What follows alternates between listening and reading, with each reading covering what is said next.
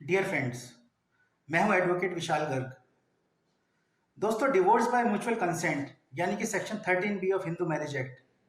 यह डिवोर्स लेने का सबसे आसान तरीका कहा जाता है। लेकिन इसमें कॉम्प्लिकेशंस तब आ जाती हैं जबकि सेकंड मोशन से पहले दोनों में से एक पार्टी, चाहे वो हस्बैंड हो या वाइफ हो, वो अपनी कंसेंट को विड्रॉ कर लेता है। और दोस्तों, ज़्यादातर ये देखा गया है कि ऐसे केसेस में वाइफ ही होती है जो अपनी कंसेंट को विड्रॉ कर लेती है, या फिर वो सेकंड मोशन में आती ही नहीं है। दोस्तों, section 13B sub clause 2 of Hindu marriage act ये कहता है कि जब आपने फर्स्ट मोशन के लिए पिटीशन फाइल कर दी है, उसके बाद second motion of mutual consent divorce वो तब फाइल होगी जबकि फर्स्ट मोशन को 6 महीने हो चुके हों और 18 महीने से पहले पहले, यानी कि आपको म्यूचुअल कंसेंट डिवोर्स द्वारा डिग्री ग्रांट करने के लिए कोर्ट ये सुनिश्चित करती है कि आपकी जो म्यूचुअल कंसेंट है वो सेकंड मोशन के टाइम तक मेंटेन रहे। लेकिन होता क्या है दोस्तों, जब आप वाइफ को एलिमनी का कुछ पार्ट पेमेंट कर देते हैं या फिर आपके बीच में कुछ केसेस चल रहे होते हैं और आप फर्स्ट मोशन आप दोनों पार्टीज़ का हो जाता है, उसके बाद वाइफ आपसे और ज़्यादा पैसों की डिमांड करती है या फिर जो ऑनगोइंग केसेस हैं जो उसने फाइल किए हुए हैं उनको वापस लेने से मना कर देती है या आनाकानी करती है।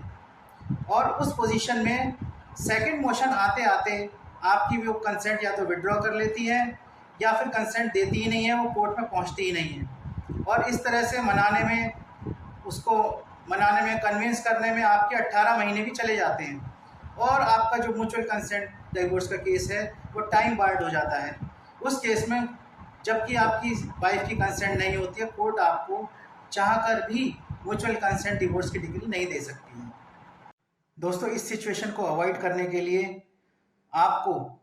जब आप म्यूचुअल कंसेंट डिवोर्स की पिटीशन फाइल करने जा रहे हैं, उस टाइम एक MOU बनाना होगा और वो MOU as a part of mutual consent divorce petition होगा। उस MOU के अंदर आप ये मेंशन करेंगे कि हमारे बीच में ये ऑनगोइंग केसेस चल रहे हैं। हो सकता है कुछ केसेस वाइफ ने फाइल किए हुए हों और हो सकता है कुछ केसेस हस्बैंड ने फाइल किए हुए हों।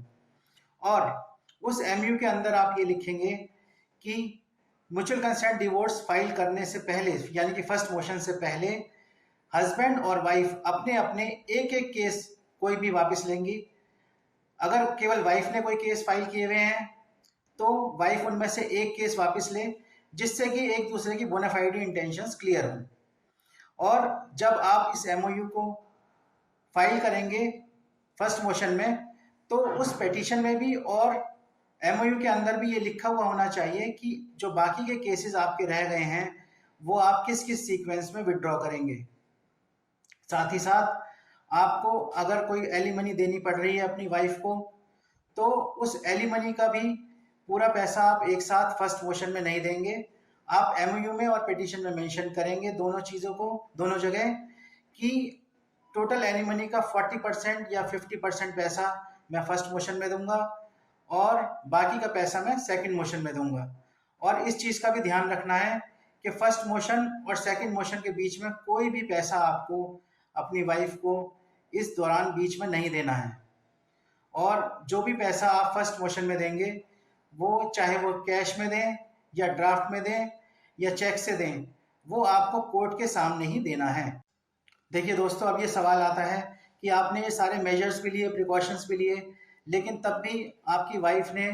म्यूचुअल कंसेंट डिवोर्स के सेकंड मोशन में अपनी कंसेंट विड्रॉ कर ली या फिर वो अपीयर ही नहीं हुई और आपका केस टाइम बार्ड हो गया और फैमिली कोर्ट ने आपके डिवोर्स पिटीशन को डिसमिस कर दिया। उस कंडीशन में दोस्तों, आपके पास कोई स्ट्रॉन्ग लॉ तो नहीं है जो आपको प्रोटेक्ट करे, लेकिन आपके पास एक रेमेडी बचती है, जो कि है उस ऑर्डर के अगेंस्ट आप अपील कर सकते हैं हाई कोर्ट में। और कुछ हाई कोर्ट जैसे कि Kerala high court, Mumbai high court, इन्होंने अपने डिसीजंस दिए हैं जिसमें कि ये माना गया है कि अगर कंसेंट वाइफ ने विड्रॉ की है और उसका कोई जस्टिफाइड रीज़न नहीं है, वो अगर साथ में रहना नहीं चाहती है, केवल एक्सटॉर्शन के लिए और हस्बैंड को परेशान करने के लिए उस कंसेंट को यूनिलैटरल विड्रॉ किया गया है, तो उस केस में फैमिली कोर्ट के ऑर्डर को सेट असाइड करके डिवोर्स की डिग्री भी हाई कोर्ट्स ने ग्रांट की है।